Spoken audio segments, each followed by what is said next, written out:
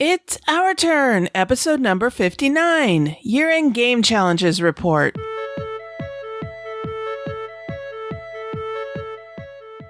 In this episode, Sarah, Jesse, and I talk about our 2017 game challenges, and I chat with game designer Kira Magrann.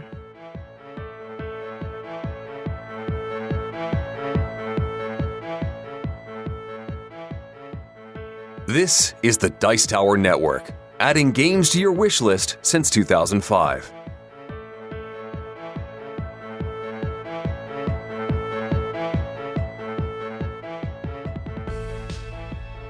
Hosting for this episode is generously provided by our fantastic patrons on patreon.com. As a thank you to our patrons, we post extra exclusive content just for them. If you'd like to help us out by pledging $1 per month or more, please visit patreon.com/OurTurnPodcast. Every dollar helps to keep this show going strong. Hi, and welcome to Our Turn. I'm Cathy Ford. And I'm Sarah Reed. Hi, Sarah. How's it going? Really, really well. I'm excited about our hot topic today. We're talking about how we're doing on our game challenges. So I'm looking forward to talking with you and Jesse about that. I know, it's coming up. It's almost over the year. Oh my God, where'd it go? I know it. So what have you been playing lately? Well, I'm very excited. I got a game as an early holiday gift, got together with some friends, and I got Fabled Fruit, which I had heard about. I really hadn't talked to Will much about it because it seemed at first looking at it that it was kind of expensive for what you got because it's a $40 card game.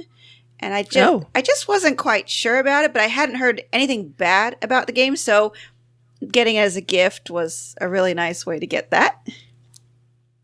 So, for those who don't know, Fabled Fruit is designed by Friedman Freeze, who is a very interesting designer. He does very interesting experiments, some which work, some which don't, but he always thinks outside the box, and like I said, sometimes it works. So this one was published by Stronghold Games. Artist Harold Lieske plays 2 to 5 players in about 25 minutes. So, like I said, Friedman Freeze is known for making innovative games, and I'm really happy to say that I think Fabled Fruit is one of his better ones. Oh, good. Yes. I have been hit and miss with his games. Power Grid, we absolutely love. In fact, it's Mark's favorite game of all time. 504 was a bit of a disaster. Yeah, that was... And it was an expensive disaster. That was an interesting experiment, but yeah. So this one But works. I have heard good things about Fabled Fruit, so I'm excited to hear what you have to say about it. I love it. I'll go ahead and say that right up front. I'm very excited to keep playing it with Will. It's a filler game with a legacy-style framework that he calls the Fable system. So no, you don't alter anything permanently, but what you do in one game affects future games. Oh. Yep. So the story is weird, but you're playing this game more for the mechanisms than the story. But the story is that you are in a forest full of fruits that can be made into delicious juices.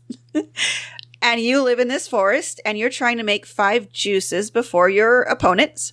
And you do this through the help of the forest dwellers. So there are 59 different locations in the game, with about 4 copies of most of these locations. The stack of locations is already pre-sorted from 1 through 59, and you do not shuffle it. A location will show you one of these forest dwellers, the action they provide, and the recipe needed to make the juice for that location.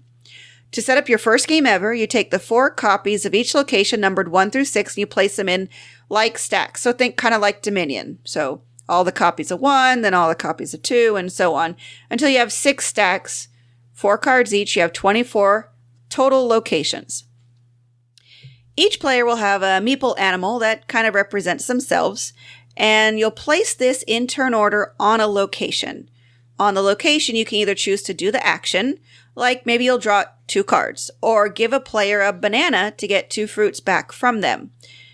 Or you can actually turn in fruit cards equal to the recipe, and you take a copy of the location card and put it face down in front of you. Whenever you take a location card, you take the top card of the location stack and add it to the play field. If it already matches one in play, it just goes on top of that stack. Otherwise, if it's brand new, it starts its own stack and now offers a new action as well as recipe. Eventually, all 4 copies of a location will have been made into juices and thus will no longer be available as an action. Whoever gets to 5 juices first triggers the end of the game. You do finish the round and whoever has 5 wins the game. To continue the journey into the next game, all locations that were made into juice are kept separate in kind of like a discard pile. You won't play with those until you reset the game. The 24 location cards that are currently in the playing area are bundled together and they become your starting locations for the next game. So, okay. Yeah, so each time you play, you keep doing this until you travel through all the locations. And so really where you end one game is where you begin the next one. And the really cool part is since nothing is permanently altered, you can reset the game back to the start anytime to play with new players.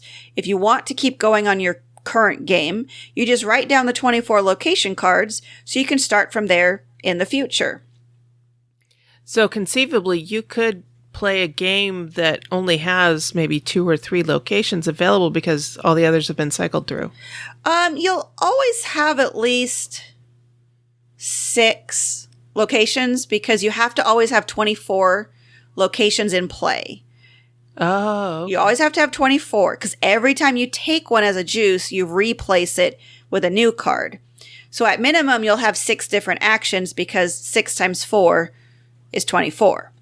But once you get going, you are not necessarily going to deplete each location stack. So like I think the end of the last game, we had 10 different action cards because we had still retained like location 1, 3, 9, but then had more of the teens available. But that's the interesting part is the interaction between the locations and the actions that they provide changes how you play the game. So the very beginning setup, the first 6 cards, are very simple, straightforward actions. So nothing too complicated, nothing too aggressive. But then as you keep going, things started to change. We started having more take that elements, like you could steal 2 fruits from the player who had the most. And then it just keeps changing. So Will and I have played 4 games so far, and we absolutely love how the gameplay changes and is altered by the new and losing actions. Because there were certain actions we were relying on, but we made them into all juices, and so that action's completely gone now. We'll never have it again for this run through of, well, you can't call it a game. It's like you play over, I think he said you can play up to 20 plays to get through the whole 59 locations. Interesting. So it's a legacy game you can reset. Right. So he calls it Fable, and he's working or has completed other games with this concept, which will be coming out in the Fast Forward line. Now, the focus of Fast Forward is theoretically you're supposed to be able to just set it up and play, and you'll learn how the game plays from playing the game. Kind of like a built-in tutorial. I've heard from friends who've played the 3 that are going to be released soon. They're called Flee, Fortress, and Fear. And I've heard of them. Yeah, they're each different. I'm most looking forward to, I think, Flee, which is the cooperative one.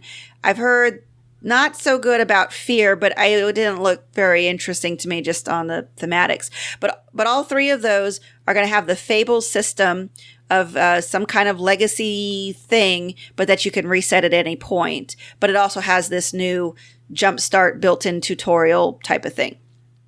Nice. Yeah, he is definitely a different type of designer. I know he insists that all of the games have green on the boxes, and they all have to start with F, including Power Grid, which the German name for it is Funkenschlag or something like that. Yeah, I'm quite curious what Copycat was in German, but I'll have to look that up sometime. I've seen the Copycat box, though, too, and it's green, too. It's very green. Yeah. And so is his hair. Yes, it is. It's this bright green. Yeah. I mean, it looks good on him. It is. It's quite crazy. So for Fabled Fruit, the gameplay is not complicated, but there's, like I said, emerging complexity as the actions change. And it's so engaging. I like that since it's a filler game, if you do poorly, it's going to be over soon and you could just try again. I mean, it really does. Once you get going, it doesn't take 20 minutes. Now, granted, we're playing 2-player games, so maybe if you went up to 5 players, that might take a little bit longer. But on the other hand, with 5 players, you'd see more different actions in one game because there'd be more cards being taken. So right now, we're at a tie. I've won 2 games and he's won 2 games, but I'm quite curious to see if either one of us can really get ahead of the other as we go through the whole journey. I give it Fabled Fruit a solid 5 out of 5. I will always be up for playing it. I highly recommend it. Like I said, I was hesitant to buy it at $40 because that seemed expensive for the card, being a card game. But it's totally worth it, and I am so excited to get the lime expansion. It adds limes. I haven't looked into much more than that, but it sounds like fun. Nice. I'm going to have to add that to my list of games to get. Yes. Excellent.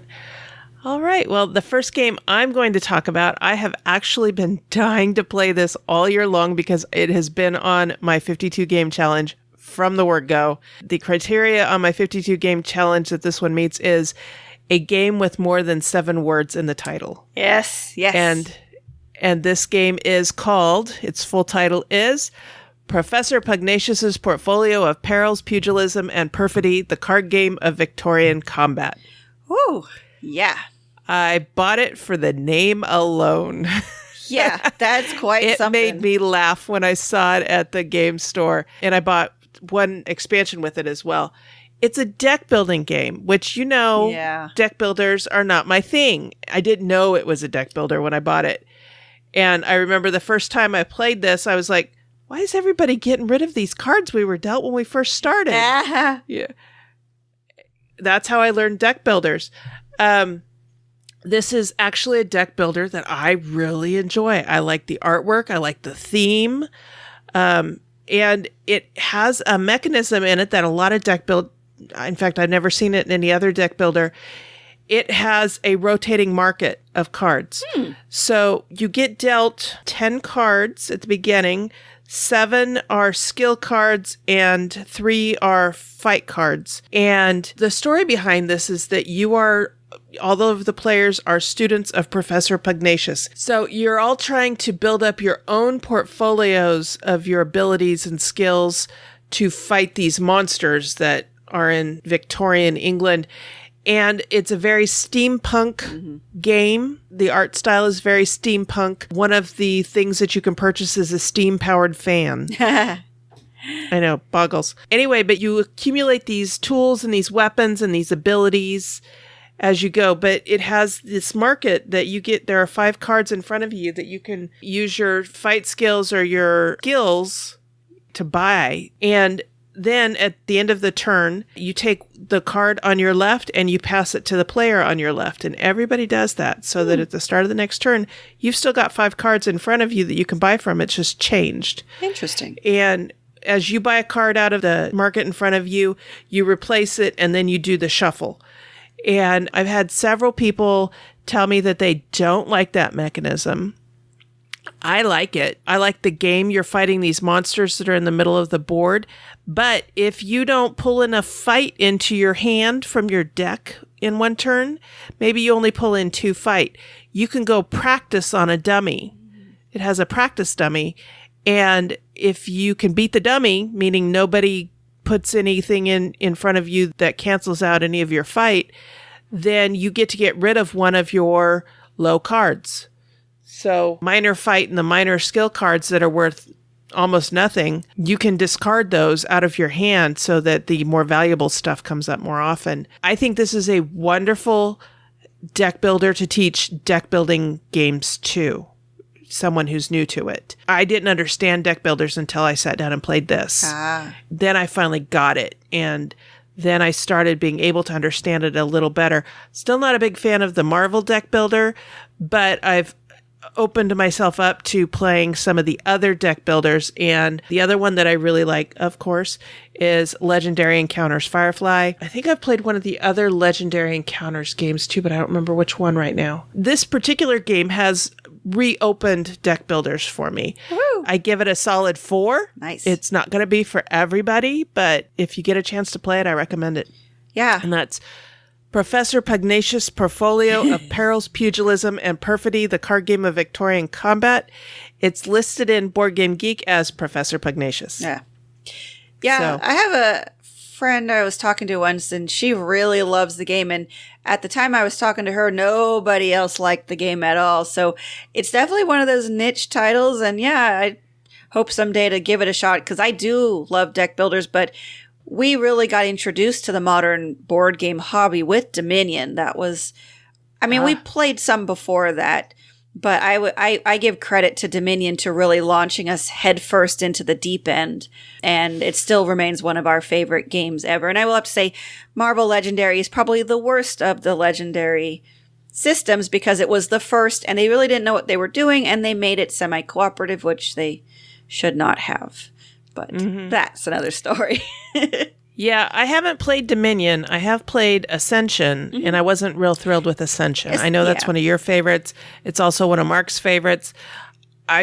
Maybe I just didn't get it. Maybe that was before I played Professor Pugnacious and didn't understand deck builders, so maybe I should give it another try. You could give it another try, but the thing about Ascension is there's a lot about it that's really random, and that can undermine what some people like about deck builders, which is the more highly strategic control aspects.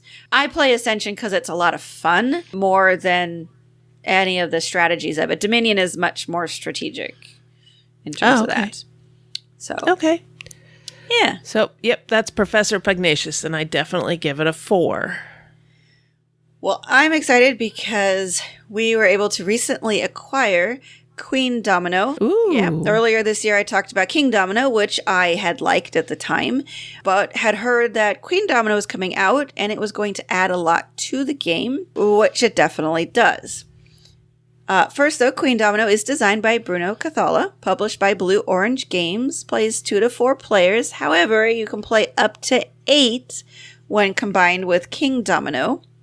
And it was just came out this year. So this is the next step up in complexity from King Domino. It takes that really smooth, simple gameplay of King Domino and adds gamery elements to increase the complexity, but it's still very, very smooth and very fun experience. It can be played on its own or combined with King Domino. For those who don't know, these games are based on the concept of dominoes, but with territories. You're trying to build up the best kingdom by adding land that's worth a lot. In the basic game of King Domino, you're creating regions of land types, and at the end of the game, each region is worth the number of squares it consists of times the number of crowns on those squares. Queen Domino still has that, but adds new terrain and more ways to score points.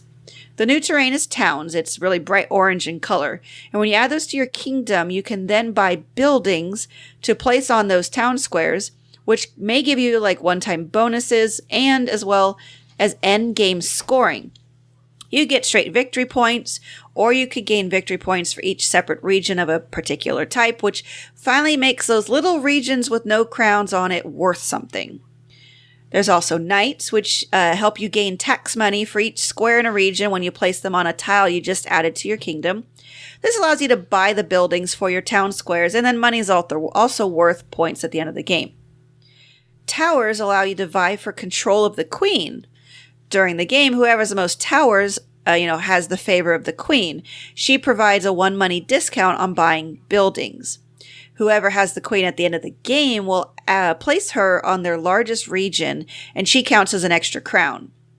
There's also the dragon. Once per round, one player can pay a coin to have the dragon burn down one building in the row, which prevents opponents from buying that building. You never burn down something people have already built. So lastly, you can play, either game on its own, so you can have normally 5x5 grid with 3 to 4 players, and then a 7x7 grid with 2 players. But if you combine the two, you can now play 7x7 grid for 3 to 4 players, a 5x5 grid with 5 to 6 players, and then a 7x7 grid with 6 or 8 players working in teams. So Will and I played Queen Domino on its own, had a blast. And then we introduced it to 6 of our friends, and we played a massive team game combining the two. It was a very long game, but it was so much fun. It was just cool to see. It was all couples. So, Will and I were working together, and then another couple, and then another couple, another couple. And it was interesting to see how different couples work together to build their own combined kingdom. And, some people, I wouldn't say work better or worse than others, but it was really interesting to see the different decisions people made. And I just have to say, I give this a 5 out of 5. I think both King Domino and Queen Domino have a place in people's game shelves. But if I could only have one, I'd choose Queen Domino every time for the added complexity over King Domino, which if I remember correctly, I might have given it a 4 out of 5. Because King Domino is solid, but it really wasn't quite as engaging for the gamer in me. But I love that I have both because I now have some solid, I'd say somewhat lighter fare to play with a large group of people, which is just really awesome. Nice. Yeah, I've heard nothing but good things about both King Domino and Queen Domino, and haven't had a chance to play either yet, but I would definitely want to give it a try if it came across my path. I hope so. Yeah. All right. Excellent. The next one I'm going to talk about is Elder Sign, Gates of Arkham. So Elder Sign takes place in the Lovecraftian universe. You're in Arkham, Massachusetts, I think, which is a fictional town. And in the base game of Elder Sign, you are investigators checking out some strange occurrences that have happened at the Arkham Museum. And so the cards in the middle of the table are different rooms within the museum, and when you defeat whatever's in it in a room, that room goes away. You get it as a trophy, and then a new room comes out with new monsters and things like that. You're trying to get enough of these elder signs, which are stars, in place in order to beat whatever great old one you're trying to defeat from Lovecraftian mythology. And you pick one of the elder gods at the beginning of the game, and that's the one you're trying to defeat. And if you get enough Doom tokens on the Doom track during the game, then that brings the Elder God to life and you have to fight him. And if you don't defeat him, then the world ends. Oh. Anyway, we played with the Gates of Arkham expansion, which actually takes you out into the city of Arkham. It takes you out of the museum and out into the city of Arkham. So the 6 locations on the table are things like the general store, and I think one of them was the library, and there's just different locations around town. I think one of them was the Arkham Asylum. I don't remember what they all were, but again, it plays the exact same way. At each of these locations, there's different monsters to defeat. You do that by rolling dice and fulfilling these little dice recipes, and it's a lot of fun. And the more Doom tokens you get on the Doom track, the more tense it gets because you really don't want this thing coming to life. When Mark and Amy and I played, we were up against Yog-Sothoth or Sothoth. It's a strange name. Yes. Too many THs in it. Yep. Anyway, and we actually did have him come to life. We got too many tokens on the Doom track and not enough Elder Signs. And so then we had to fight him. Amy's character died first, my character died second, and Mark was able to finally defeat him. Woo. And so, yay, the world was saved. We played this for my 52 game challenge, and it was a cooperative game that you hadn't beaten before. We had never played the Gates of Arkham expansion before, and none of us could ever remember defeating Yog-Sothoth. So, yeah, I was pleased to do that. I rate this as a solid 4. It was a lot of fun. I like the variety of going out into the streets of Arkham instead of staying just in the museum, although I'm happy to play the museum one as well. It's a lot of fun. So I'm I'm always up for a game of Elder Sign. It hits the table far too rarely, and I may have to do something about that in the coming year. So anyway, I give that a solid 4. Designed by Samuel Bailey and Richard Lonius. And the art was done by Dallas Melhoff. And the publisher is Fantasy Flight Games. I wish I could say that I'd play it with you, but I've played it once and it is not my kind of game. No, it's too much tension. Too much. That just stressed me out so bad. My friends absolutely love it. I said, I'm sorry, you'll have to play it without me and we just played the base game, but yeah, that was just too much doom and gloom for this Care Bear heart of mine. Yeah. No. Care Bear stare. Yeah, no, I understand.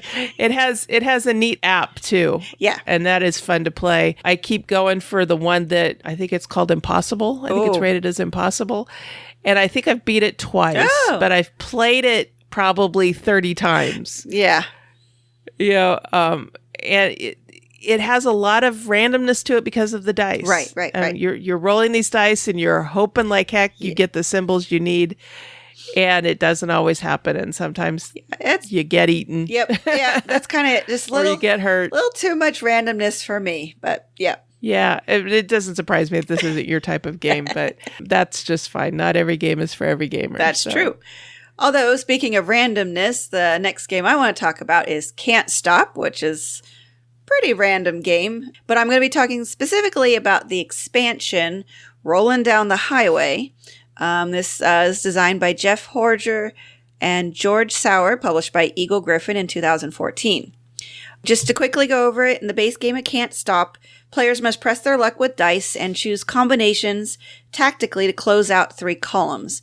The board has 1 column for each possible total of 2 6-sided dice, but the number of spaces in each column varies, so the more probable a total, the more spaces in that column, and therefore the more rolls it takes to complete. On your turn, a player will roll 4 dice, and you can arrange them in duos. So if you rolled a 1, 4, 5, and 6, you could put the 1 and 4 together for 5, and the 5 and 6 together for 11. And you'd move, your token up those columns. You start with white cones on those columns, and you can only have 3.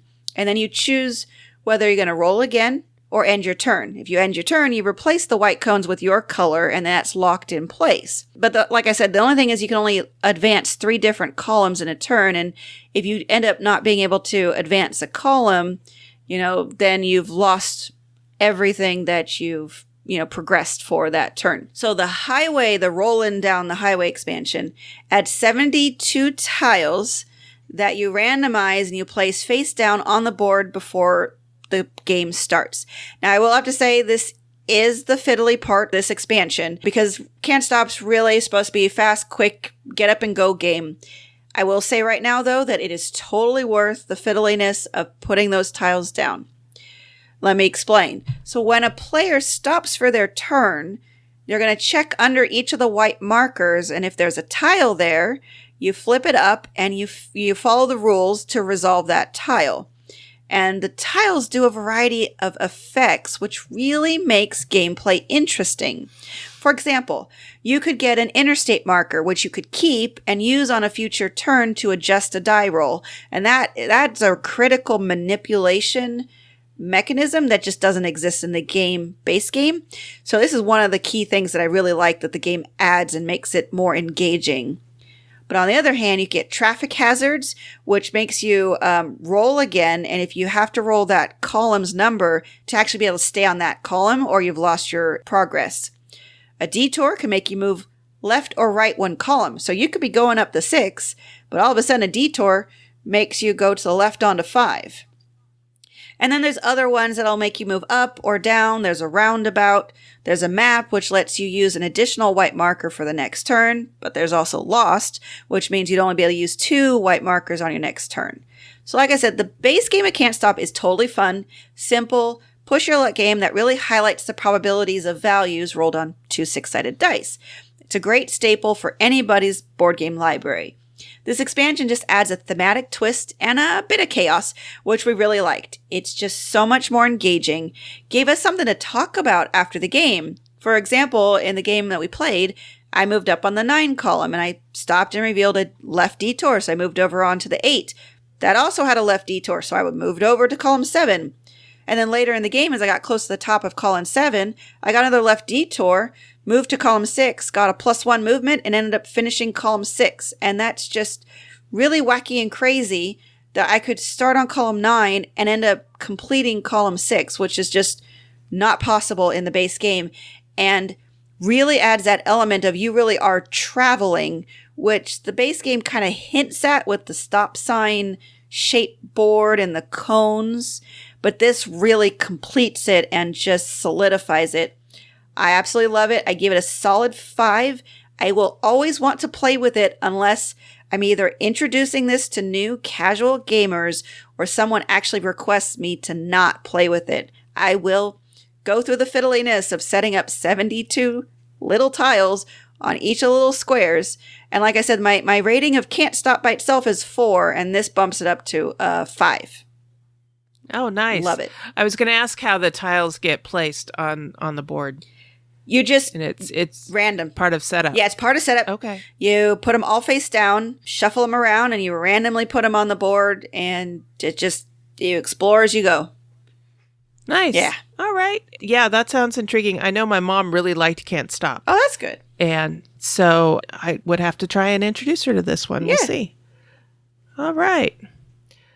My next game is also a game that I played recently for my 52 game challenge. I've been really making a push to try and get this one completed.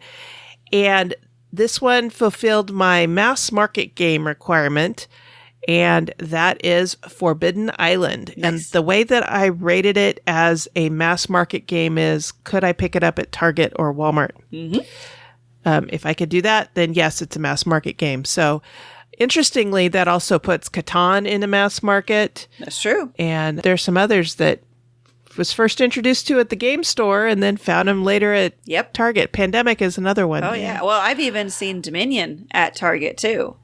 Oh, really? Yeah. Wow. Okay.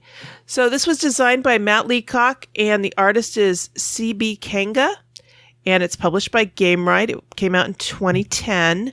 I actually don't think I played it until last year, I think. But in this, you and your group, it's a cooperative game, so you and your group have landed on this island, and you're looking for these 4 artifacts. And each artifact has 2 different locations that you can get it from, but you only have to pick it up from one of those locations.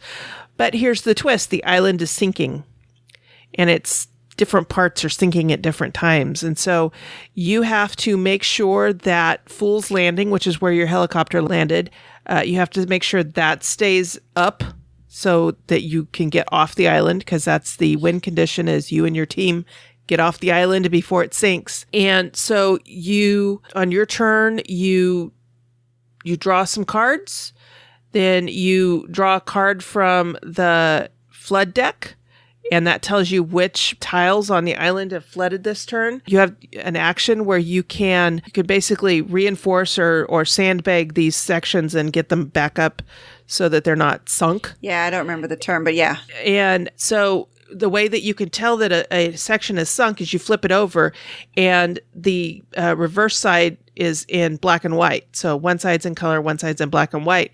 The art in this game is beautiful. The pieces are okay. You're each playing a different character.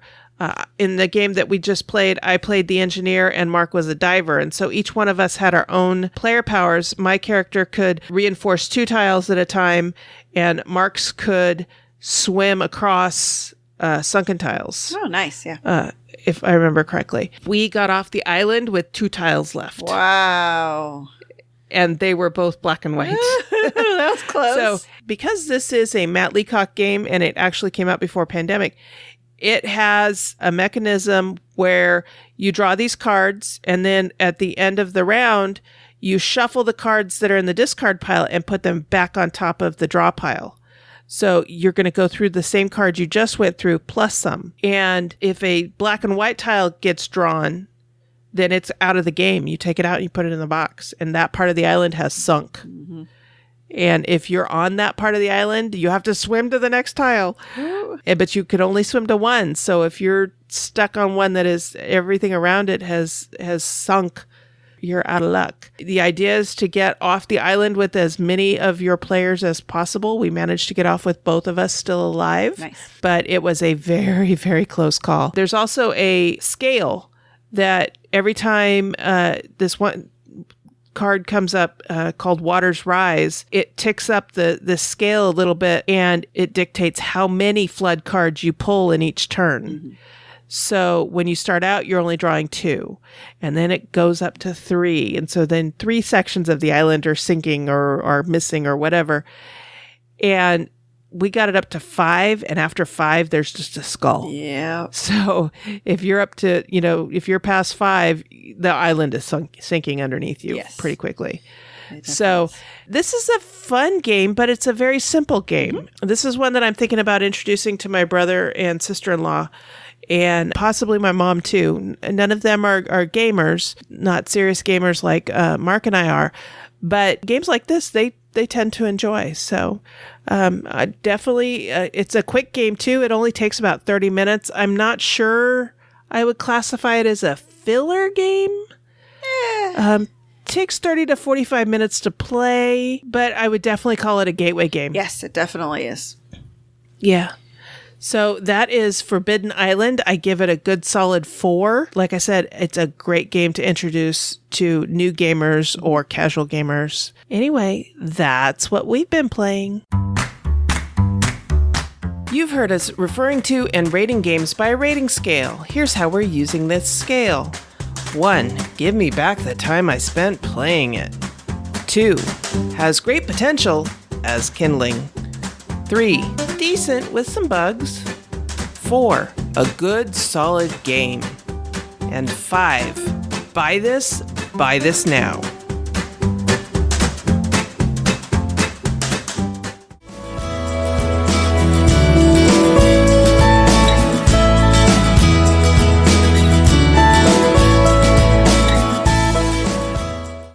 Today for the interview, I am joined by Kira Magrann. Kira is a jewelry maker, a game designer of sexy feminist, queer, and cyberpunk games like Mobilize, Selfie, and Resistor. She is also a game reviewer for GamingAsWomen.com and organizes indie games on demand at Origins and Gen Con.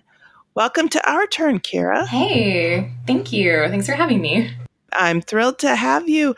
Now, we met through the Cred Bureau and through Twitter. Yeah. 2 great places for meeting people in games right now. Yeah, the Cred Bureau is a Google group that is game designers and reviewers and game artists and all kinds of women and people who identify as women. And it's just kind of a support group for all of us who are in the gaming industry in some way, shape, or form. Yeah, absolutely. I love groups like this. Obviously, there's like multiple iterations of them over the years as the community kind of changes and grows. And it's really cool to see something like the Cred Bureau succeeding in networking people who are not cis men. Basically, I think it started at like Metatopia a couple years ago. Yeah, I think it did. Yeah. That is one con that I would like to get to. I hadn't heard of it before I joined the Cred Bureau, but it's a huge con back east, and I'm out west. So it's kind of a long trip for me to make. So I'm hoping to make it one of these years. Yeah, it's a distance from Ohio to where I'm at. So no big deal. I understand. Where is it held? It is in New Jersey. So it's like... okay. Yeah, I think it's like right outside of New York City type of thing. Okay. All right. So how long have you been a gamer, and what's your favorite type of game or game mechanic? Oh my gosh. I've been a gamer for 25 years. I don't know, a long time. Since... Oh, good. Yeah, since I was like a teenager. I'm like 36 now. And so... Yeah, I got started playing Vampire. I actually got the Vampire rule book And for my birthday, I like Vampire the Masquerade? Yeah, Vampire the Masquerade. Because I was like a goth teenager. I met my husband at a vampire role-playing LARP. Yeah. I mean, I'm not a huge fan of White Wolf anymore. It's cool if anybody else is. But I was for many, many years. And a lot of that had to do with, goth culture and a lot of the stuff that I was interested in. I was never a goth, but liked vampire movies and stuff like that, and got involved with a vampire LARP here in Sacramento. And my husband now was the seneschal of the city. And this was the first time I'd ever played in any kind of a LARP, and I was scared to death. Oh, it was, yeah.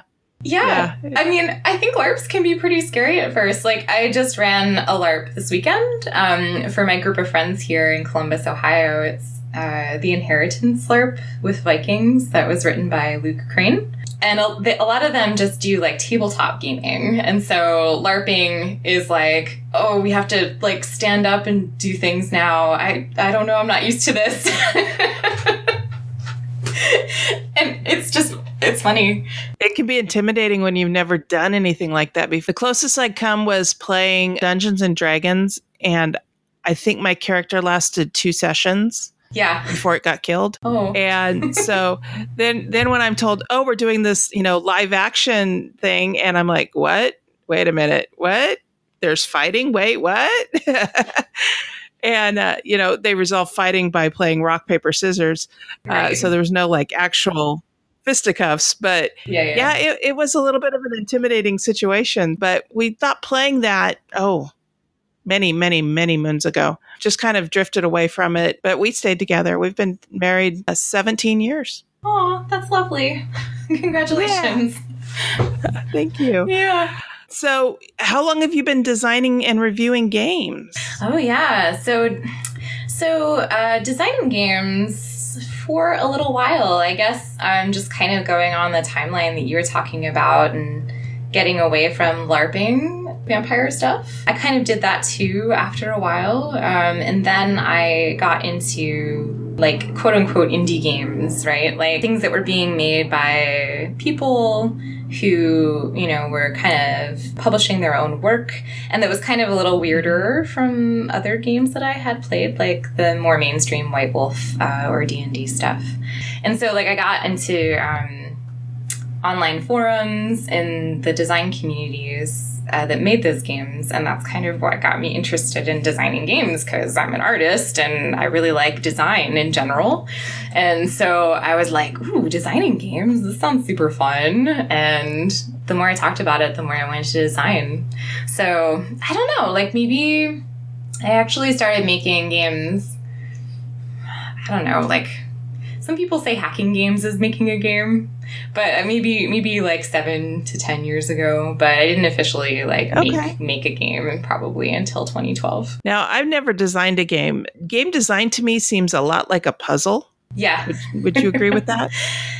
Yeah. I am not a puzzle person. Gosh, it's actually really hard.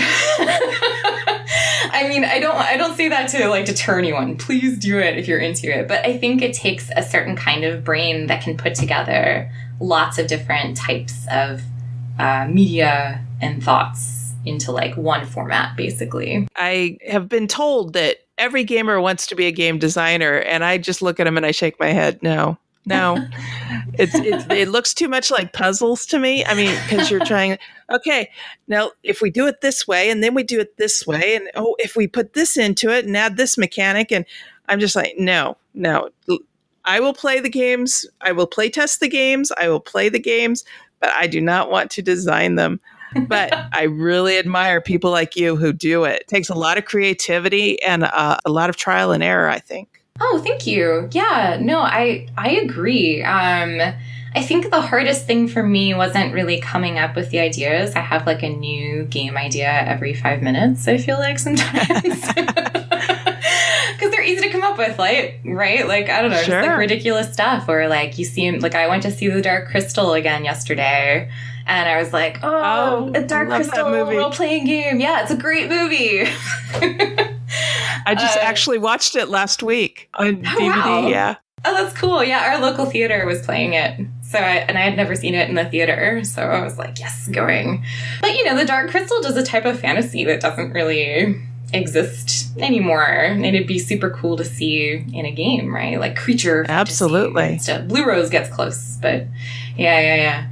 So yeah, it's not like the ideas that are a problem for me, but at first it was kind of like the format. Like I couldn't figure out, like, what is the template for designing a game? Is there like a word template for what this text should look like? And like, how do I describe to people how to do something in words as opposed to showing them at a table? And that type of translation, I think, is the most difficult part. Like, not even necessarily coming up with the mechanics, but how do you communicate them in text is pretty hard. And working, like, I do a lot of like settings and like modules and stuff for other games, like Fate games, where I did one for Blue Rose recently, just like some bigger names, and they have editors who know the game systems, and they are magical creatures.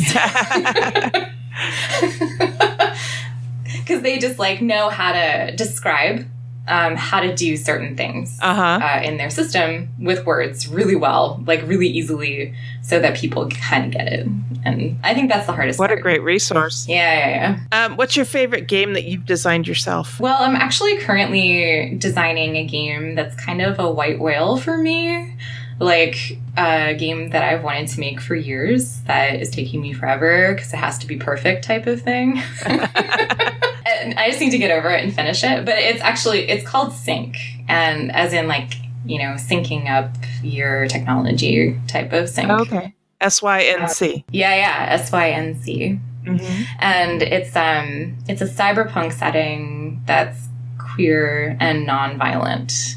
And I love cyberpunk stories that are kind of like not about guns or the military, but actually just about like how people live their everyday lives in this near future kind of dystopia setting. So that's kind of what I'm working on. That's my favorite game right now. It's not done yet, but it's almost done. Nice. Yeah. Now, I mentioned earlier that you run indie games on demand at Origins and Gen Con. Now, what does that mean? Yes. So Indie Games on Demand is an event that runs inside of both of those conventions. And what it does is feature indie designers and games and small press games in that setting that people can come and play. And so there's like different games available for each slot of the day, and you can come and pick out a game that you've probably never heard of and give it a try and play it with, perhaps the designer that might be there too. So it's a great way to showcase like less known games and games by diverse creators who might not otherwise get their work out there into the convention circuit. And it sounds like it's a good way for people who haven't played RPGs or LARPs to kind of get their feet wet? Absolutely. It's a great place to try them out. At some conventions, the games are only 2 hours long too. Like at Gen Con, you can go for 2 hours and try out an indie game. And it's very welcoming to new players. Everything that we offer, you can sit down and play with no prior knowledge of the game. And so it's pretty cool. One of the things that I remember when I was first getting into the Vampire the Masquerade LARP was that, I told the storyteller, the person running the game, that I was nervous. And she had this whole orientation for newbies. And one of the things that she mentioned was that you don't have to do anything that you're uncomfortable doing. Do you tell newbies things like that when you're introducing new people to games? Yeah, we actually have an amazing harassment policy that is just for that space, that we write out for the entire table, that kind of, for each game that is run, the game master or storyteller, in your example, would kind of go over all those rules, what to expect, different safety tools that we have in play in those spaces, and things like that. So that it kind of creates a culture of encouraging trying new things while also having safety measures in place. Nice. Yeah. What projects are you working on right now besides the White Whale project? Yeah, I'm doing Sync, so that's the big one. I also have a Patreon that I just started that I'm super excited about. It's gotten a lot of support so far, and that is creating like experimental tabletop role-playing games and LARPs that wouldn't necessarily be published by some of the bigger game design people. I'm doing scenarios and stuff for, things that people might be able to play in different types of spaces, like with two people, or maybe like a party game, or maybe a one-shot at a convention type of games. But a lot of them are kind of still like in the tabletop role-playing game arena. What's the URL for your Patreon if people want to check you out? It is... I'm just at Kira Magrann, so it's my actual name. Okay. At Patreon, yeah. So, and we'll have a link to that in the show notes. Yeah, thanks. Where can people get a hold of you if they want to connect with you online? Oh, the best place to get a hold of me is on Twitter, probably. So, I'm usually posting pictures of my snake, or games I'm playing or working on there, or any random thoughts I have. So definitely catch me on there. Okay, and we will have a link to your Twitter account in the show notes. And so thank you for coming on and telling me about your games and sharing yourself with us. Absolutely. This is lovely. Thank you so much for having me. And I hope you'll come back perhaps when Sync is ready to be published. Yeah, definitely.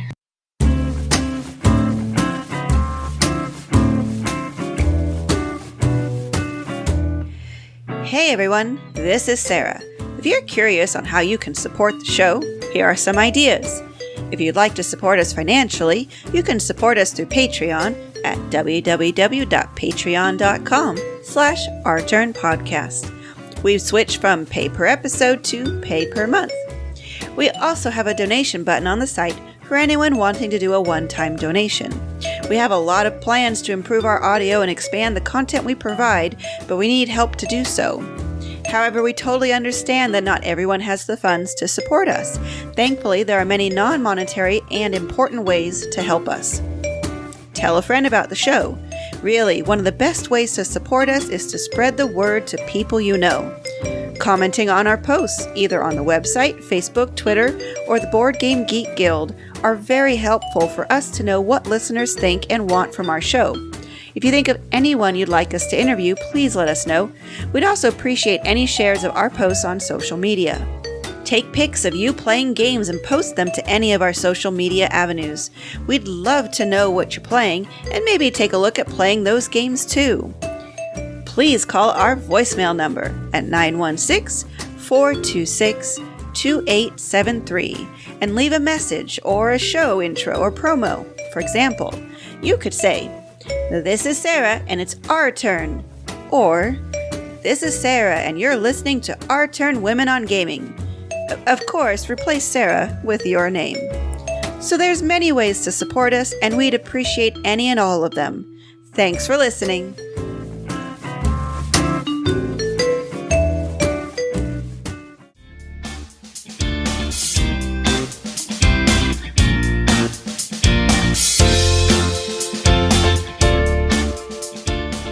Today, for our hot topic, Sarah and I are joined by Jesse Metcalf, one of our contributors here on Our Turn. Jesse, welcome back to the show. Thanks. It's great to be back. And today we are talking about our board game challenges and how we're doing with them. So, is anybody done?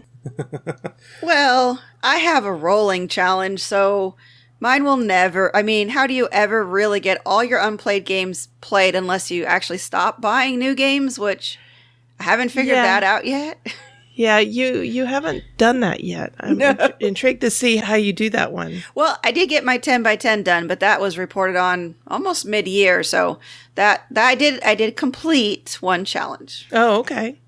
So you got your 10 by 10 done. Yeah.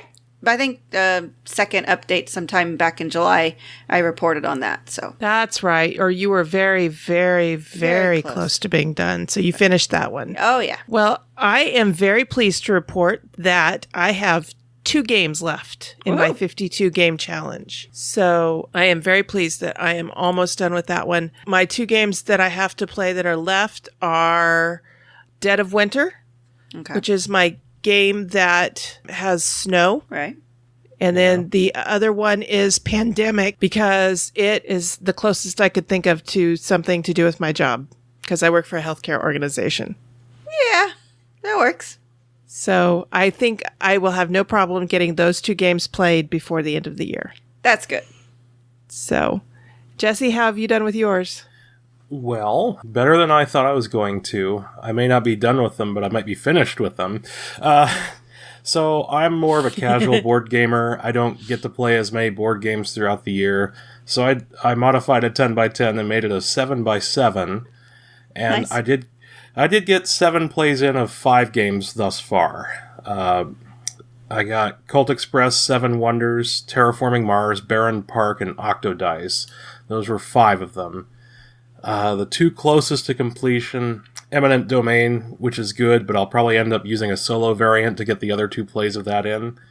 The next runner-up is Outfoxed, which I have 5 plays in with my 5-year-old daughter, and hopefully I can squeeze in 2 more before January. Okay. Otherwise, I will burn 3 solo plays of the networks to make it, but either way, I think I can make the 7x7. Ooh, Networks, that's an awesome game. It is a great game. I'm very thematically driven as a gamer, and that one hits the spot, so... Oh yeah, I'm looking forward to the expansion on that one.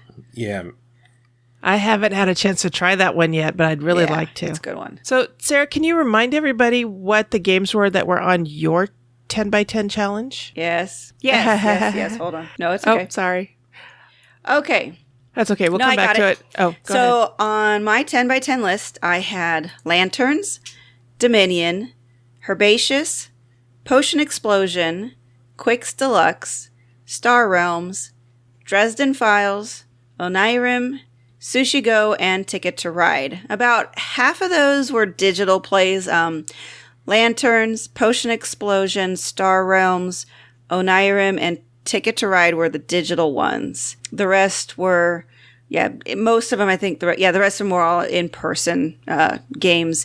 And I just did a normal challenge because I knew this year was going to be crazy with Oaxaca launching earlier in the year on Kickstarter and all the design stuff that was going on. And last year, Will got really burnt out about the hardcore challenge. So he said that it wasn't that he didn't want to play games with me, is he didn't want to participate in the challenge. So I picked games that I knew I could either do digitally or I knew would get to the table. So Sushi Go and Quicks Deluxe and Herbaceous were mostly thanks to my coworkers. Dominion, actually, I played a few of the games online when they did that website, and we just used the base games that were free, or base cards that were free. It's kind of a wonky site. Dominion it's not where it should be for a digital app or anything like that. And then Dresden Files was me and Will, and then also my iGame nights on Wednesday.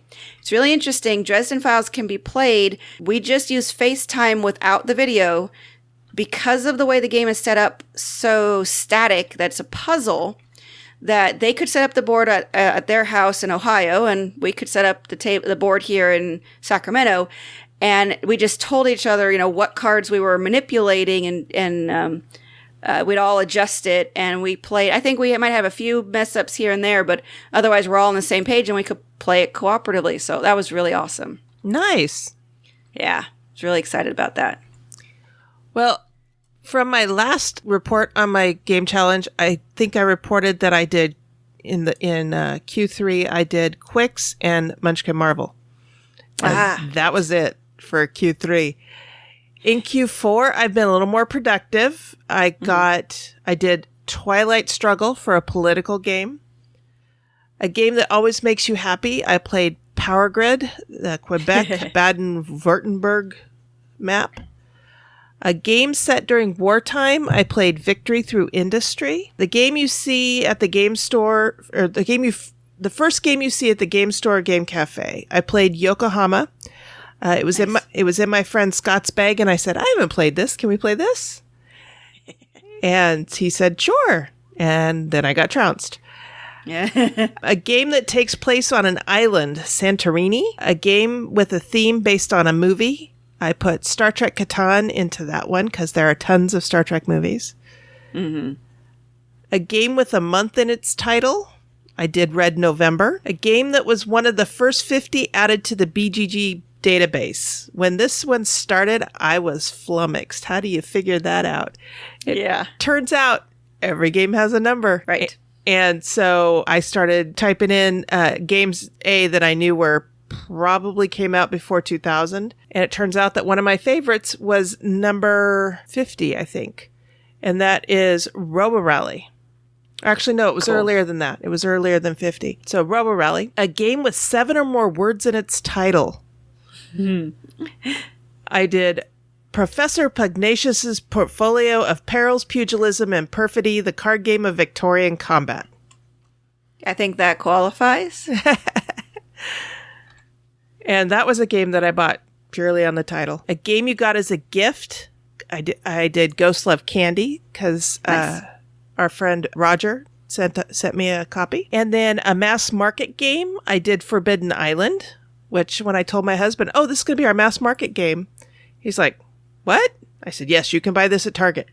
Yep, you can. Mm-hmm. And then a game with the main color blue on its box. For that, I did Project Dreamscape. Woo! And sent you some questions at like 10 o'clock at night, which I knew you weren't up for. Yeah, I'm hardly on my phone or anywhere near the computer in the evenings. Yep. A co-op game you have played but not beat before.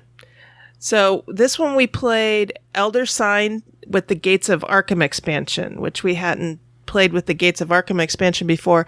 And none of the three of us that were playing could remember ever beating Yog-Sothoth. Sure, if that's what you say. So, if you've never played Elder Sign, Yog-Sothoth is one of the elder gods from Lovecraftian literature. And so we beat him, but my character and my friend Amy's character died in the process. Oh. Mark survived. And at least somebody survived. Yeah. That was kind of the requirement to win. Yeah, that's true. A game including a river, and for this I played Dungeons & Dragons 5th edition. Our party of 0-level characters successfully navigated a river to get from our village to the big city. None of us drowned, which, 0-level character, that's just, yeah, you just amazing. might. You just might. So anyway, I am very pleased with myself that I'm able to do this. And this is the first year I've been able to complete a challenge. Cool. So I am bound and determined to get these last 2 games done. And like I said, that's, oh, you know what? I just saw I have a third one. Ah! Uh-oh. A game that uses an hourglass, Space Cadets. I just noticed that one. So I have 3 that I need to do. Ooh. But you can do it. I can do it. Haven't played Space Cadets, and we need like 3 or 4 people to play it. Yeah, you do. More people, the better. Yeah. The experience. So, all right. Got to get my thinking cap on and get some people over here. Anyway, Jesse, what have you got planned for next year for challenges? Are you going to do any? Well, I had 4 total challenges this year. Aside from the 7x7, the Shelf of Opportunity, try to get stuff off of that. And I got several games played, several more traded away. And then I borrowed a page from Travis over at Low Player Count, a great podcast for 1 to 2 player games. Love low player count.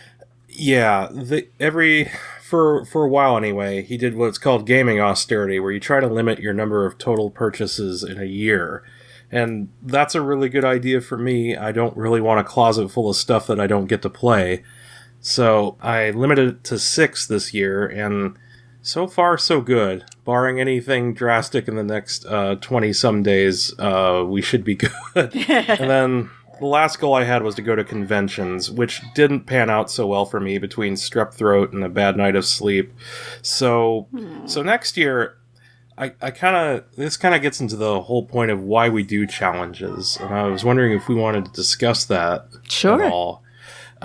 For me, it's just buying all these games. I want to be sure they're played, which is why I kind of do these sorts of things and try to limit how much more I take in. I think next year, I find that 7's a really hard number to meet for me for total number of plays. I know some people play far more games than I do. I was just listening to, I think, Ambi at Board Game Blitz. She played more games at BGG Con than I do in maybe 1.5 to 2 years' time. So, so maybe trying to do a series of 5x5s with some themes, like find 5 old favorites on my shelf and play those 5 times, and then find 5 that are on either my shelf of unplayed stuff or recent acquisitions, depending on what I get for the holiday season, and play those 5 times. And then continue on with trying to clear off the unplayed shelf and then limiting how much I purchase in the next year. So that's kind of what I focus on. Sarah, how about you? What have you got planned, and why do you do these challenges? Well, I wanted to do my recap on my unplayed games, because I actually did make progress, even though I didn't fully succeed. But like I said, I don't think I'll ever fully succeed until I actually stop buying games. But to reiterate, my goal was to play each unplayed game twice before deciding whether to keep it or not, because it typically takes 2 plays to figure out whether it's good or not. I don't know exactly how many unplayed games we had at the beginning of 2017, but it was around 60. Over the course of the year, the list grew to 120 games. So we gained 60 new games this year. Yeah, that's a lot. But in total, we took 65 games off that list. Nice. So we made progress. 40 of the games were played twice, and we decided to keep them, but one is still kind of a maybe. Ninja Dice, my coworkers kind of like it. I don't really care for it, but there's always some games you keep around because other people like it. But if they don't play it soon, play it much more soon, I'm going to get rid of it. So then that means we got rid of 25 games. 12 of them were either played once or twice, and then we decided, that's not good for us. 13 of them we decided nope, we're not playing them, whatever, for various reasons, and we just decided we're going to need to get rid of them. I will point out 10 of them were the Paco games, because I had bought them at the time for the coworkers I had at the time, and most of them left, and the newer people I have are much more casual, plus we have some people with vision issues. And the Paco games are tiny little gum-sized games, so I can't play them at home with Will. Now I can't play them with my coworkers, so I'm just going to need to find a new home for them. So we still have 7 games to play one more time. I believe all of them will be kept. Some of them are big, like Tricerion we still have to play again. Seventh Continent. Can't think of any else right now, but they're the bigger, heavier ones. And then we have 48 completely unplayed games. So I feel pretty good. I think I started with 60 at the beginning of the year.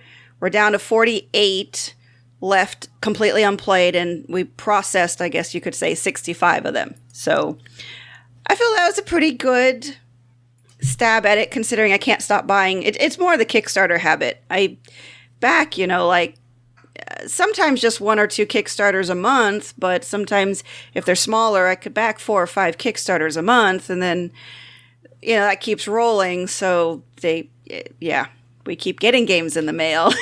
So I do plan to continue with this and actually try to get a little bit more emphasis on our expansions next year. We did get 16 of the new expansions played, but we still have 40 unplayed expansions. And what's the point of expansions if you're not actually going to incorporate them into the games?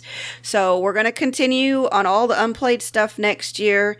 I will probably still do just a normal 10x10 challenge. Again, I don't want to commit to things I can't do, especially because our game design feels like it's ramping up. Now that we're going to have to move towards pitching games to publishers, we need to really get our games polished, figure out how you pitch games, because we haven't had to do that yet. So, lots of scary stuff. All right. Stuff. And so, why do you do these challenges? Well, I do these challenges to get into the meat of the games. That's the original thought behind the 10x10. When I first created the 10x10 challenge, we were just kind of brand new to the hobby. We were buying games, playing them once, buying a game, playing it once, and it just, by the time we got back to a game 5 months later, we'd only played it once, and I didn't know how to play it. I got frustrated relearning the rules. So the 10x10 challenge to me is getting into the meat of a few games and really understanding the strategy of it, and really enjoying and knowing how that game plays. And for unplayed games, that's not quite like leaning towards the new hotness, but it's getting the newness in. It may be just new to me, but trying out new games, because that's always fun and exciting, especially as a designer. It's good to keep trying and playing new games till we get new experiences and see how things are done, differently. So other than the fact that I get to play all these games with Will, and brings us closer together. Are you going to do the 10 by 10 next year as well? Yeah, just do normal. So normal is whatever 10 games end up getting played 10 times. Like what I usually do is once the game hits 5 plays, I'll put it on my tracker and then make a little bit more effort to play it to 10 times.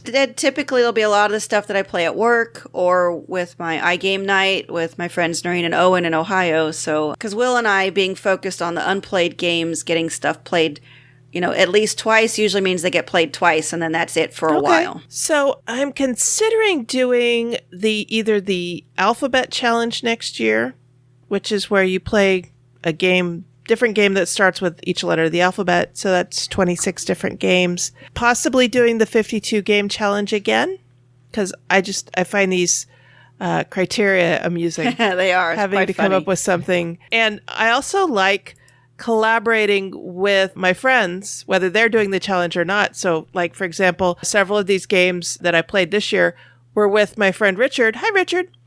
And every now and then I would go, well, what are you doing for this? And he would say, oh, I'm going to do this. Why don't I bring it to game day and we can both play it together and put it on our list. So I find that a lot of fun. But also, too, there were a couple of things that I posted on Facebook and asked my friends, I need a game that has this in it. Any suggestions? And I would get suggestions back from people. My friend Dave Mitchell, hi, Dave. He brought a game called Inhabit the Earth to a game day specifically to play it with me to meet my challenge for a game with an animal on the cover. Because I was looking at my collection. I didn't have anything with an animal on the cover. And I'm like, I don't know. And so he brought this one. He goes, let's play this so we can get it checked off your list. So I find that a lot of fun. I have a little more trouble doing like the 10 by 10 challenge because it's just me and Mark here. And a lot of games don't play great 2-player, which I find a little discouraging. So, and it's just saying, okay, let's sit down and do this because I need to get this challenge done. It makes it a little less fun for us. This 52 game challenge I like doing because of the variety, because of the creativity that you can use. I mean, like I said, a game including a river. Well, there's lots of games that include rivers in them. When I was looking around and trying to rack my brain to get this one filled, it just happened to be that I was doing that the week after we had this Dungeons and Dragons game, and I'm going, wait a minute, Dungeons and Dragons counts. Let me put that in.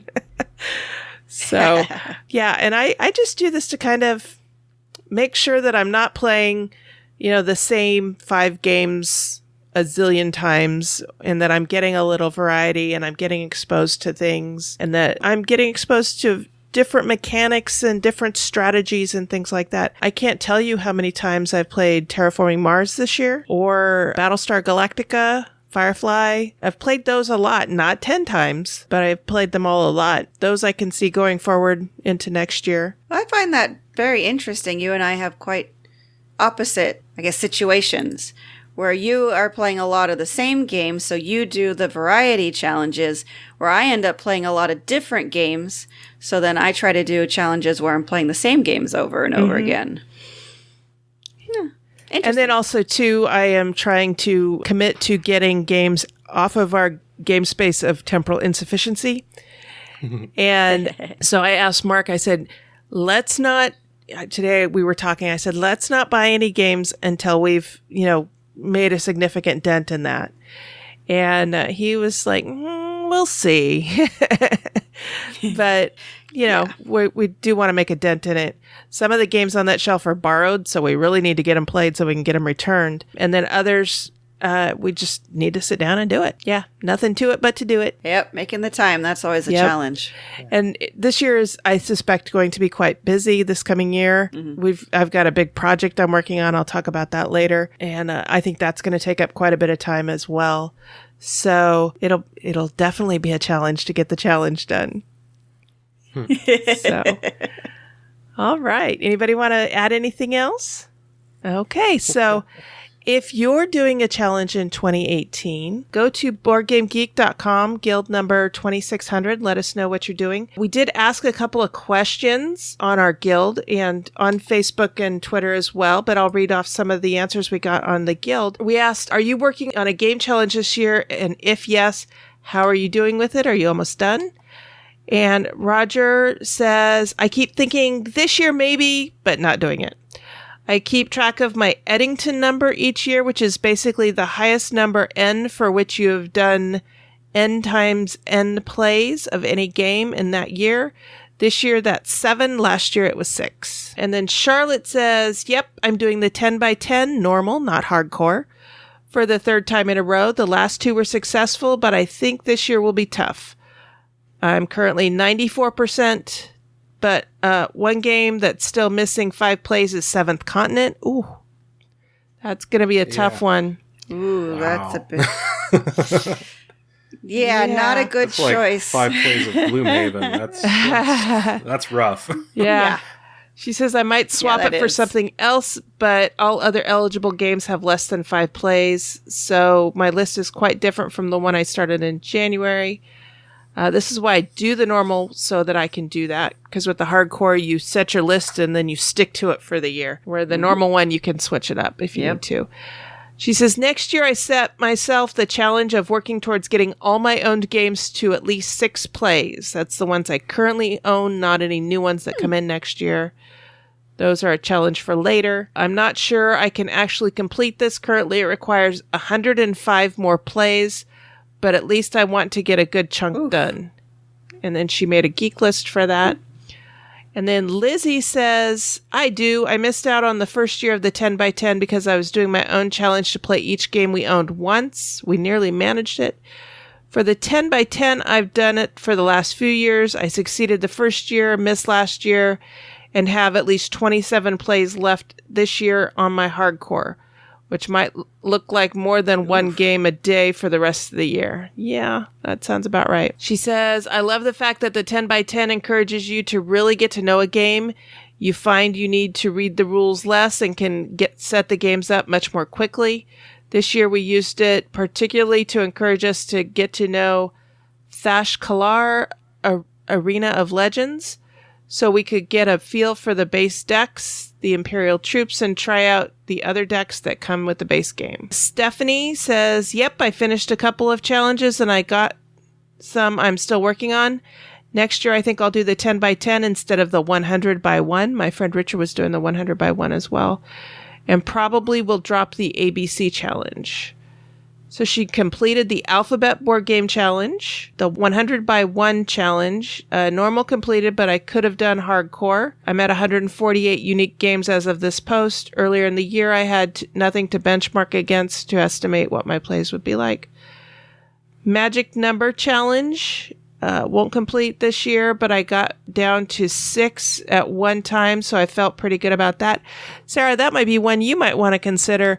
That's If I remember correctly, the Magic Number Challenge is you pick a number, and that's the number of games you want to get off of your unplayed shelf. Oh, okay. And it's up to you to pick, do you want to do 10? Do you want to do 30? Mm-hmm. Do you want to do 60 in your case?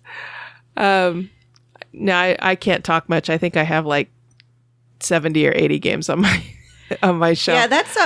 Yeah, that's a hard one because, at the beginning of the year, I had 60 new games, and to say I only got down to 48 is not quite accurate because we actually got 65 off the list because we kept adding to them. Uh-huh. So, yeah, I'm not sure what we're going to do. But, yeah, that's an interesting concept. Maybe make a list of what's currently on your shelf at, like, January 1st and work to whittle that down some and pick a number to aim at. Yeah. Okay. Yeah, I think that's what I'm going to do. One thing I didn't track this year is when games got added to the list. So I'm definitely going to do that next year, is have an incoming and outgoing date. And I think that'll help me because I think some of these games have been on our unplayed shelf for a couple of years. Mm-hmm. So I think it'd be good to get the older ones off. I have some of those too. The Advent Gaming Challenge, she says, going well, 100% on track, but weekdays will be a challenge. Yeah, also, that one's hard. She's also doing some video game challenges. Boy, she's really digging in this year. Woo. Video game challenge 2017. She gets a micro badge once she completes one more game. And then play games on 5 different platforms. Wow, cool. I need to fit in 5 hours of one more game on one of the PlayStation platforms. So that'll be down to the wire. Yeah, I did the video game challenge one year when I was still playing more video games. And that's a lot of fun. But yeah, trying to do video game and board game challenges, that's a lot. Yeah. And then we also asked, are you planning to take on a game challenge next year? And Charlotte says, well, we already went over some of Charlotte's, but she's planning to try the 10 by 10 again. And then Lizzie said she's going to try and get in 5 plays each of Terra Mystica and Zolkin. And she thinks that'll be enough of a challenge. Yeah. And she also thinks she might try the 52 games challenge if it runs next year, which I hope it does. And then... you can always do it on your own. Come up with your own criteria. Yeah. Kynan says, think I might try my first 10 by 10. A few legacies and some favorites. Richard Bright says, probably the same ones I did this year. The 1 by 100, the ABC 52 game challenge, and try to play all my unplayed games. We got into a discussion of what a shelf of opportunity was. Yeah, I see that. And then also on this is a couple of geek lists that list a bunch of the challenges. So thanks to Lizzie and Stephanie for posting those. And let's see, Kevin says I might do some sort of 10 by 10 challenge, but not putting any big games on the list. I think that's key to the 10 by 10. Yeah. When I did it, we were really is. very much able to get things like Seven Wonders Duel done quickly.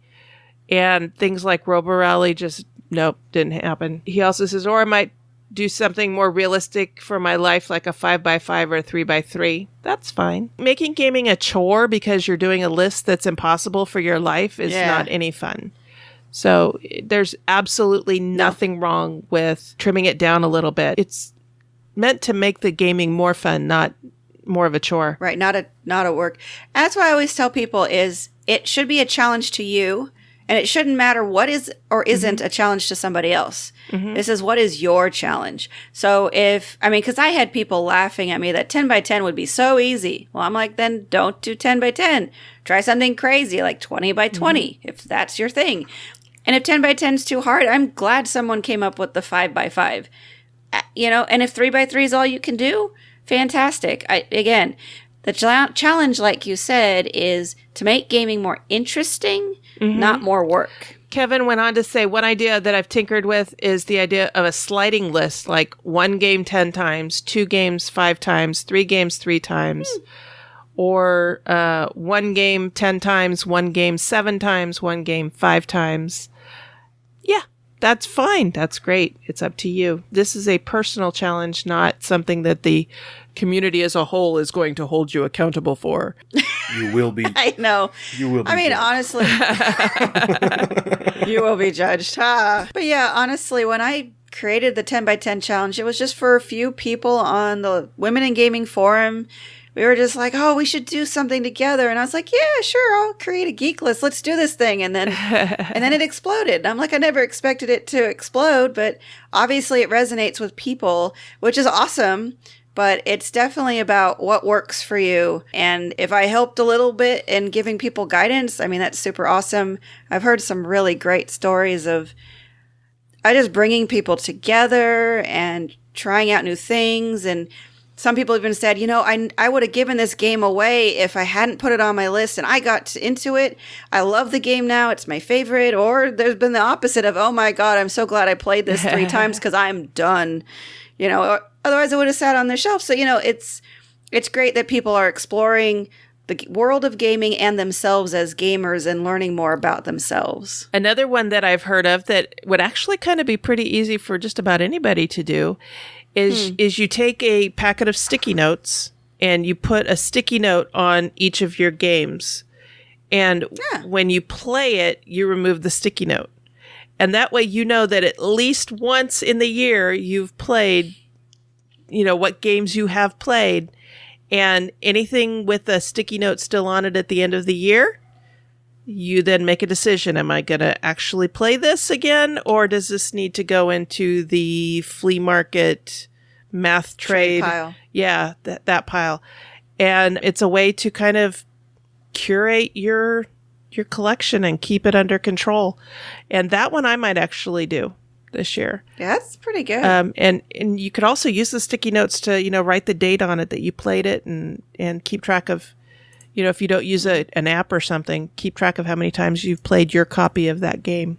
So, although I will highly recommend Board Game Stats app. That is a fantastic app. Yes. And it has come out with a couple of updates that I just purchased for myself today. And one of them is keeping track of your gaming challenges. Yep, I just heard they added that for Android. Yep. So that is fantastic. Yep.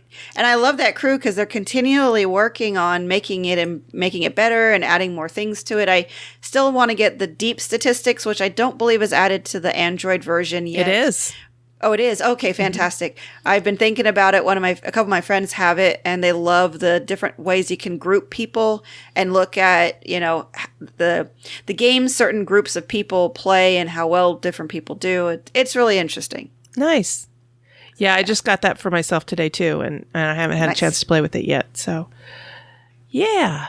So, all right. So if you do game challenges, please go to BoardGameGeek.com, guild number 2600, and look for the thread about this episode number 59. And let us know what game challenges you're going to do in 2018 and how you did with your game challenges in 2017. We'd love to hear from you. The Dice Tower Network is a proud supporter of the Jack Vassell Memorial Fund. The board gaming community is kind and generous, and this fund was created to provide financial assistance to members of the board gaming community in their time of need. To find out how you can help the fund continue to help others, please visit jackvassell.org/donate. Thank you for your support.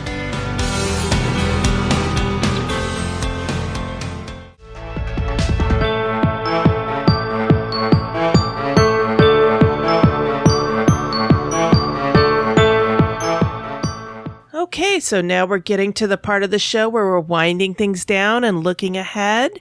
Sarah, what have you got on your plate for the next week or two? Well, it's the holidays, so there's lots of holiday parties. I'll be getting together with my family this upcoming Sunday. That'll be nice. And then we'll get together with Will's family on Christmas because my family celebrates Hanukkah. So we'll be doing that on Sunday. And then... Oh, okay. Yeah. And then this Saturday, our Lego Club is having the holiday party. And then I think the following Saturday is us, right? Yes. Yeah. So really looking forward to that. Oh, yeah. So excited. And then otherwise, having some friends over here and there to play games, just mostly trying to enjoy and relax for the rest of the year. Excellent. I am looking forward to getting together with my Firefly RPG group. Nice. And they have set off on a mission into deep space. Ooh. And they have no idea what's in store for them. And I am looking forward to that. I have planned out this story arc for a year. Woohoo! So we'll see how that goes. And then I've kind of kicked off a big project that I've roped you into and several other people. Yep. And that has just this yesterday gone public. And that is that we have put together a group to start a nonprofit organization to run a convention here in Sacramento that gives back to the community. So the idea is to raise money for a charity. We're looking at several different charities right now. So we haven't settled on any one yet. We're still in the very early stages of putting this nonprofit together. It's a big undertaking, lots and lots of paperwork and all that kind of stuff. So we're hoping to do this sometime next year, probably a little later in the year, not like this time of year, but maybe like Q3 or so. Lots to learn, lots to do. And that's keeping me really busy right now. We just sent out a survey yesterday, and already we've gotten a ton of responses asking, all kinds of questions about what do you like in a con, what's important for you to have at a con and what's not so important. So really looking forward to getting this project going, really excited about it, excited about who's involved, including a number of people from the OTP team. Yeah. And then Sarah and I talked and we have decided that we're going to fold Our Turn into this organization as well. So we're excited about that. So we've got some changes coming up in the next year for the show. Still going to be about games, still going to be about having fun gaming and about inclusivity and things like that. So we will have more to talk about that in the next episode or two. Between that and putting the podcast together every week, it's kept me very, very busy. So but I am getting together with my family on Christmas Eve, getting together with the OTP team on, I think it's the 23rd. I think so. Yeah. Is that right? Yeah. At least the Sacramento crew of the OTP team. Jesse and Jessica not able to travel cross country in the middle of winter to come to a Christmas party, but we will miss them and just looking forward to getting together and just gaming. We're also going to record an episode with the whole gang together, the whole Sacramento gang together again. We had a lot of fun doing that at Conquest Avalon, and I'm sure we're going to have a lot of fun doing it again. I can't think of too much else to say. How about you, Sarah? Nope. I'm just pretty much looking forward to spending time with family and friends and just enjoying this time of year. Yep. So how can people get a hold of you online? You can find me on Twitter at EurogamerGirl. That's where I'll be most of the time. You'll also find me on some of the Facebook groups. I'm hit or miss there. And I'm not as much on BGG, not as much as I'd like, but I am Silva Shadow there. And I run the Our Turn Podcast Twitter account, which is Our Turn Podcast, all one word. And everywhere else you can find me as Cathy's Brain, and that's Cathy with a C. And including on Board Game Geek, and there I run our guild, which is guild number 2600. And we post questions. Sarah runs our Facebook group as well. Yeah. And we post questions there every day, there and on the guild every day. So come by and see what we're asking about and give us your 2 cents. And we might use it on the air like we did today. So until next time, on behalf of the entire Our Turn podcast crew, that was our turn. Now it's yours. Thank you for listening. This episode was recorded on December 11th, 2017, and is written and produced by Cathy Ford and Sarah Reed with assistance from Jesse Metcalf, Kira Magrann, and Mark Ford. Next time, we'll discuss our predictions for 2018. We want and encourage your questions, comments, and feedback. Please call 916-426-2873 and leave us a short voicemail or send an email to feedback@ourturnpodcast.com. Our theme music was composed by Adriana Crickle. Incidental music was provided by Ben Sound. Please check out our show notes to learn more about these talented artists. The material in this episode is copyrighted under Creative Commons Attribution Non-Commercial No Derivatives 4.0 International License. If you want to learn more about the games discussed in this episode, please visit our website at ourturnpodcast.com/episode 59. You can find a list of the games along with links to their listing on BoardGameGeek.com. We are proud members of the Dice Tower Network. You can find out about other shows in the network like Boards and Swords, the Push Your Luck podcast, or the Game Pit by going to dicetowernetwork.com. Thank you for your support. If you like what you heard, please tell your friends about us.